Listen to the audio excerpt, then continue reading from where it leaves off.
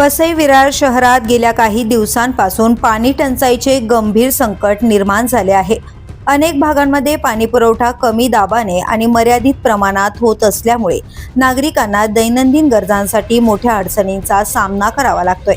परिणामी पिण्याचे आणि घरगुती वापराचे पाणी मिळवण्यासाठी नागरिकांची मोठी धावपळ सुरू आहे। महापालिकेला सूर्या टप्पा 1 आणि टप्पा 3 मधून दररोज सुमारे 200 दशलक्ष लिटर पाणी मिळते, तर MMRDA कडून सुमारे 150 दशलक्ष लिटर पाणी पुरवठा केला जातो। अशा प्रकारे शहराला दररोज जवळपास 350 दशलक्ष लिटर पाणी उपलब्ध होते। मात्र नाल्यातून जाणारी जुन्या सूर्या योजनेची जलवाहिनी 26 फेब्रुवारी रोजी नादुरुस्त झाल्यामुळे पाणी पुरवठ्यावर मोठा परिणाम झालाय। महापालिकेकडून या जलवाहिन्या दुरुस्तीचे काम सुरू असल्याचं सांगण्यात आलं होतं आणि हे काम 6 मार्च पर्यंत पूर्ण होईल असे प्रशासनाने जाहीर केले होते।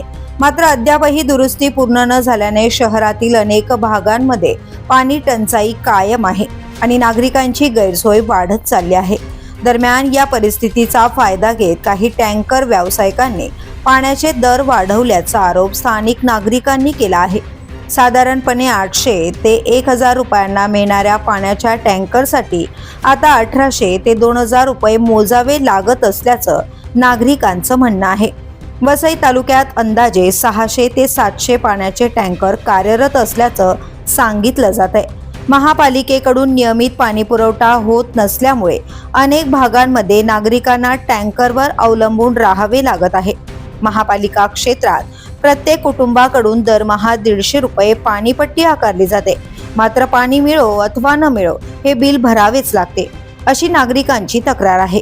त्यामुळे जेवढे दिवस पाणी पुरवठा होतो तेवढ्याच दिवसांचे बिल आकारावे, तसेच टँकर व्यावसायिकांकडून होत असलेल्या दरवाढीवर प्रशासनाने तातडीने कारवाई करावी अशी मागणी नागरिकांकडून केली जाते। The police news bureau, Vasai Virar.